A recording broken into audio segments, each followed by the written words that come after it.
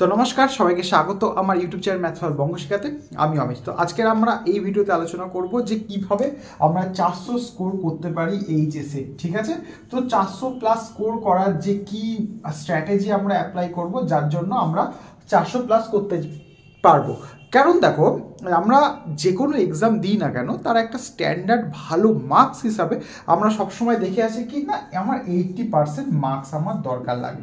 তাহলে এই যে 80% মার্কসটা ক্যারি করার জন্য পড়াশোনা করতে হয়, তাহলে সেই পড়াশোনাটা আমরা সারা বছর সেরকমভাবে গুরুত্ব দিয়ে করি না। কিন্তু পরীক্ষার আগে যখন আমরা পরীক্ষা প্রিপারেশান নিই, তারপরে পরীক্ষা দেওয়ার পরে আমাদের সবসময় এক্সপেকটেশন থাকে কি সবথেকে ভালো যাতে মার্কসটা আমরা পেয়ে থাকি।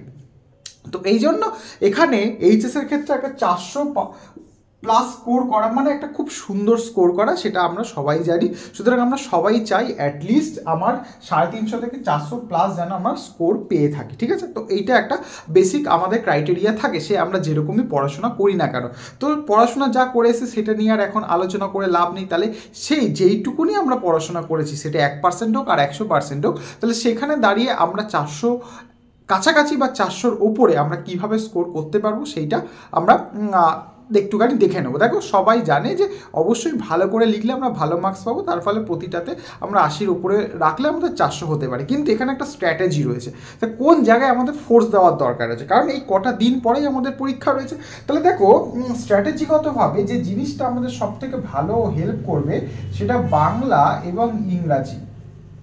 ঠিক আছে, এই বাংলা এবং ইংরাজি এরা কি করছে, এরা যে নাম্বারটা ক্যারি করছে, এইটা আমরা ছোটোবেলা থেকে এই জিনিসগুলো করে এসেছি। বাংলা, বেঙ্গলি আর ইংলিশ। ধরো আমি যদি সায়েন্স ব্যাকগ্রাউন্ডের কথা বলছি, তাহলে সায়েন্সে আমাদের সাবজেক্ট কম্বিনেশন কি আছে, বেঙ্গলি, ইংলিশ এবং তার সাথে সাথে আরও 4টে সাবজেক্ট আছে, math, physics, chemistry.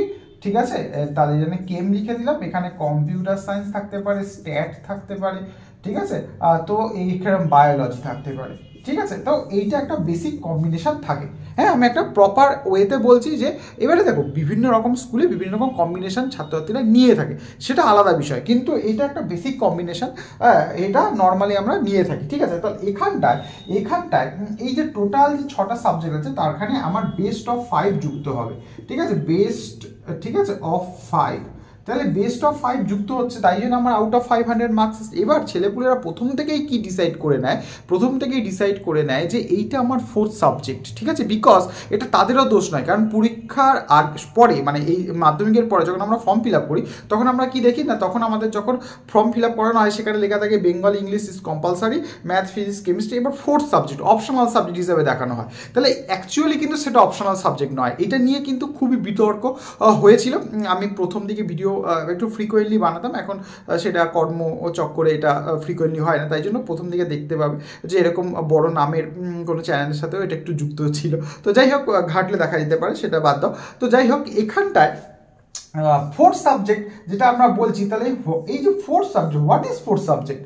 4th subject বলে এখানটা কিছু নেই, কারণ যেই যে বেস্ট অফ 5-এর মধ্যে, বেস্ট অফ 6-এর মধ্যে, ঠিক আছে, আমি যে 5টাতে ভালো করব, সেইটা আমার নাম্বার অ্যাড হয়ে যাবে, যেটা আমার নাম্বার অ্যাড হলো সেটা হয়ে গেল আমার 4th সাবজেক্ট। তাহলে আমি কেউ নয় এটা ডিসাইড করা যে এটা আমার 4th সাবজেক্ট যেটাতে আমি সব থেকে কম পাচ্ছি। যে সবকটাতে 100 আর 99 পাচ্ছে, তার মানে কোনোটাতে যদি 98 পেয়ে যায়, তাহলে সেই 98 পাওয়া মানে সাবজেক্টটার মার্কসটা জন্য সেই সাবজেক্টটা হয়ে যাবে তার 4th সাবজেক্ট। তাহলে সে সেটাকে 4th সাবজেক্ট করতে চাইনি। ঠিক হতেই পারে যে অঙ্কতে একটা সিলি মিস্টেকের জন্য 2 নাম্বার কমে গেছে, বাকিগুলোতে 99 মানে 100 হয়ে গেছে, বা ম্যাথটা তাহলে এখানটায় নাম্বারটা ইনক্লুড হলো না, তাহলে ম্যাথটা 4th সাবজেক্ট। তার মানে কি আমি কিছু করতে পারবো না? সেটা নেই, সেটা সব কিছু করতে পারবো, শুধু বেস্ট অফ 5-এ সেই মার্কসটা আমার অ্যাড হবে না, জাস্ট এইটুকুনি। কিন্তু এই যে ভুল চিন্তাভাবনা বা ভুল ধারণাটা দিয়ে আমরা প্রথম থেকে এগিয়ে এসেছি, তার জন্য কি হয়েছে, আমরা দুটো জিনিস নষ্ট করেছি। এক, এই যে প্রত্যেকটা সাবজেক্টকে আমরা গুরুত্ব দিইনি, আর 2 হয়ে গেল পরবর্তী ক্ষেত্রে এইটাকে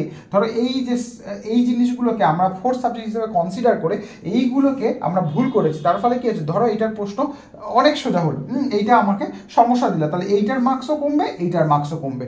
তাই জন্য সবসময় পড়ার ক্ষেত্রে আমাদের যেটা করা উচিত ছিল, সেটা হলো প্রথম থেকে প্রত্যেকটাকে ইকুয়াল গুরুত্ব দিয়ে করা উচিত। এই জিনিসগুলো আমাদের গার্জেনরা বা আমাদের আশেপাশে শিক্ষকরা খুব কম জায়গায় দেখবে এইগুলোকে গাইড করা হয়, খুব কম জায়গায় এই জিনিসগুলোকে নিয়ে ক্লিয়ার করে দেওয়া হয়। কারণ এইখানটায় ফল কি, এটা 4 সাবজেক্ট জাস্ট পাস করলেই হয়ে যাবে, এরকম একটা চিন্তা ভাবনা থাকছে। তো এটা করে করে গেল। আর এই তিনটের মধ্যে ধরো এইটাতে আমার উইক, কারোর এইটাতে উইক, কারোর এটাতে উইক, তাহলে কারোর সবকটাতে উইক, তাহলে সবই যদি উইক হয়ে যায় তাহলে আর আমি পাস করে আমি 400 পাবো কি করে, তাই না? তাহলে এই জায়গায় দাঁড়িয়ে তাহলে আমাদের কি দরকার রয়েছে, এই দুটোকে আমাকে গুরুত্ব দিতে হবে। এইটা হলো 400 পাওয়ার সব থেকে বড় চাবিকাঠি, আমি তোমাদেরকে বলে রাখছি। কারণ এইখানটায় যারা 80 থেকে 90 নাম্বারের প্লাস স্কোর করে যায় তারা 400 দোরগোড়ায় পৌঁছে যায়। ঠিক আছে, আমি আউট অফ 100 বলছি, ঠিক আছে, প্রজেক্টের নাম্বার বা এগুলোর প্র্যাকটিক্যাল নাম্বার এখনো কথা বলিনি। তাহলে ধরো আমার এখানটায় যদি অ্যাটলিস্ট 85 প্লাস স্কোর থাকে দুটোতেই, তাহলে হয়ে গেল আমার 170, যেটা পাওয়া এইগুলোর থেকে অনেকটাই সোজা। কারণ এইগুলোতে যতটা বা এফোর্ট দিতে হবে এখানে ততটা এফোর্ট দিতে হবে না। তাহলে আমার যদি 500 টার্গেট থাকে 500 এই পরীক্ষার মধ্যে 400 আমার টার্গেট যদি থাকে, ঠিক আছে, এই 400 টার্গেটের মধ্যে 170 ফুলফিল করে কে দিচ্ছে, বেঙ্গলি ইংলিশ। ঠিক আছে, তাহলে এখানটায় তোমার এই 400-র মধ্যে 170 তোমার চলে গেল, তাহলে পড়ে থাকলো কত, 230 নাম্বার। ঠিক আছে, তাহলে 230 নাম্বারের জন্য এখানে এই 4টের মধ্যে যে কোনো তোমার 3টে দরকার রয়েছে, তাই তো? তাহলে দেখো এইখানটায় প্রতিটার ক্ষেত্রে মিনিমাম ম্যাথ ছাড়া বাকিগুলোতে সব 30 করে তোমাদের প্র্যাকটিক্যাল রয়েছে। ম্যাথে হলে 20 প্র্যাকটিক্যাল হয়ে যাচ্ছে। তাহলে আমি সব থেকে কমটাই নিয়ে তোমাদের কম্বিনেশন করে দেখাচ্ছি। তাহলে আমার ধরো এই 3টে আর এখানে 2টো, হ্যাঁ, তাহলে এই 3টের মধ্যে 30, 30, 60, 20, 80 আরও তোমার এখানে প্র্যাকটিক্যালে মাইনাস হয়ে গেল। তাহলে এখানে 80 যদি মাইনাস হয়ে যায় তাহলে পড়ে থাকছে কত, 150। ঠিক আছে, 150 পড়ে থাকে। তার মানে এই 3টে সাবজেক্টের মধ্যে তাহলে যে কোনোভাবে আমার 150 নাম্বার তুলতে হবে, মানে 50 মার্কস হলো অ্যাভারেজ। ঠিক আছে, 50 মার্কস অ্যাভারেজ। এবার আমি ধরো বলছি যে ম্যাথে কারোর উইক পয়েন্ট আছে, সে যদি ম্যাথে 40-এর কাছাকাছি নাম্বার তোলে, ফিজিক্সে সে ভালো 60 প্লাস করে ফেলছে, আর মানে আমি রিটেনের কথা বলছি, ঠিক আছে, আমি রিটেনের কথা বলছি, আর কেমিস্ট্রিতে অ্যাটলিস্ট 50 করে থাকে, তাহলে কি হয়ে গেল, 50, 60, 110 আর 40 হয়ে গেল তোমার 150। ঠিক আছে, 150 নাম্বার তাহলে তার ক্লিক হয়ে গেল, তাহলে সেই জিনিসটা পেয়ে গেল। ওকে, তার ফলে কি হচ্ছে, তার 400 যে ক্রাইটেরিয়াটা সেটা ফুলফিল হয়ে যাবে। তাহলে এখানে কি ফ্যাক্টর যেটা, সেটা হলো বেঙ্গলি আর ইংলিশে তুমি যত এই 80 থেকে বেশি স্কোর তুমি করবে তত তোমার মার্কসটা এগিয়ে যাবে। আর তার সাথে সাথে এইখানটায় যে সমস্ত ক্যান্ডিডেটরা এই প্র্যাকটিক্যালে যদি ম্যাথ বাদ দিই, তাহলে বাকি 3টেতেই যদি ফিজিক্স, কেমিস্ট্রি, বায়োলজি থাকে, তাহলে 3 30-এ 90 নাম্বার তোমার আরও কমে যাবে। আর যদি ম্যাথ থাকে তাহলে 80 নাম্বারে তোমার এখানটায় আসছে। তাহলে এই যে 90 থেকে 80 নাম্বার যেটা আমাদের স্কুল থেকে ক্যারি হচ্ছে, যদি ফুল মার্কস স্কুল থেকে দিয়ে দেয় তাহলে তুমি এখানটায় বেনিফিট পেয়ে গেলে।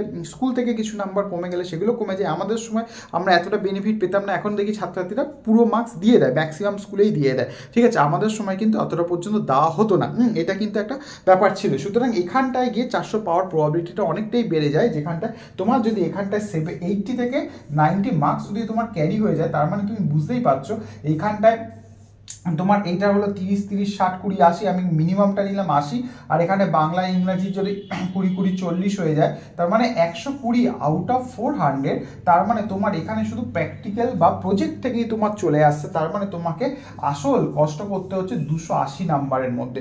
সেই 280 নাম্বারের মধ্যে বাংলা ইংরাজি যদি রিটেনে অ্যাটলিস্ট আমি 70 করে রাখতে পারি, ঠিক আছে, তাহলে 140 হয়ে গেল। তার মানে 140 পড়ে থাকছে, তাহলে আমার সায়েন্স সাবজেক্ট থেকে 140 হয়ে যেতে পারে। তাই জন্য কোনো একটা ক্যান্ডিডেট সে যদি সায়েন্স নিয়ে পড়ে এবং সায়েন্সে অতটা না ভালো হয়, সেক্ষেত্রে বাংলা ইংরাজিতে যে সে যদি ভালো হয় তাহলে সে অ্যাটলিস্ট এই যে 70 আর ওখানে 20 যোগ করলে 90, 95 করে যারা পেয়ে যাবে, তাদের ম্যাথ, ফিজিক্স, কেমিস্ট্রিতে অ্যাটলিস্ট 40 করে যদি সেখানে অ্যাভারেজেও যায়, তাহলে তার নাম্বার অ্যাটলিস্ট 400-এর কাছাকাছি বা 400-কে ক্রস করে যেতে পারে। তাহলে এই জায়গাগুলো দেখতে পাওয়া যায়। দেখো ছেলেপুলেরা বাংলা ইংরাজিতে ভালো হতে পারে, যারা ম্যাথ ভালো না ভালো, ম্যাক্সিমাম ক্ষেত্রে ম্যাথের কিন্তু সমস্যা থাকে। দেখো বায়োলজি বেশিরভাগ ছেলেপুলেরা ভালোভাবে নিয়ে নেয়, ফিজিক্সটাকে নিয়ে নেয়, ম্যাথ নর্মালি একটা নিয়ে নেয় 60-70 করে নেয়। তো এই জায়গাগুলো থেকে আমরা করে দিতে পারবো। এবং তার সাথে সাথে এই যে সাবজেক্টগুলো রয়েছে, এই সাবজেক্টগুলোকে কি করতে হবে, আমাকে স্ট্র্যাটেজিগতভাবে এগোতে হবে, নাম্বার ভিত্তিতে আমাকে করতে হবে। কিন্তু শেষ মুহূর্তে সব জিনিসগুলোকে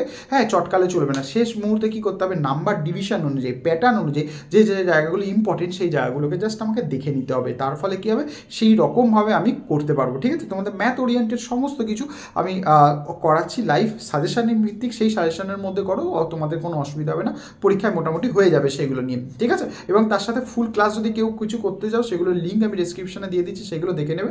নতুন থাকলে লাইক সাবস্ক্রাইব শেয়ার করতে ভুলবে না। এবং তার পরবর্তী ক্ষেত্রে ডব্লিউবিজি এই আসছে সেই সমস্ত জিনিসগুলো আলোচনা করবো, যা 12-এর পরে পলিটেকনিক হতো তাদের জন্য সমস্ত ভিডিওস, লেকচার্স বলতে পারো বা ইনস্ট্রাকশন বলতে পারো, গাইডেন্স বলতে পারো, সমস্ত কিছু থাকে। এবং এইচএসের জন্য তো রয়েছে। তো সবাইকে বলবো অবশ্যই ভালো করে পরীক্ষা দেবে এবং অবশ্যই ভালো করে প্রিপারেশন করবে। কোনো রকম কোনো কোয়ারি থাকলে অবশ্যই কমেন্ট সেকশনে কমেন্ট করতে ভুলবে না। দেখা হচ্ছে পরের ভিডিওতে। Till then take care, good bye.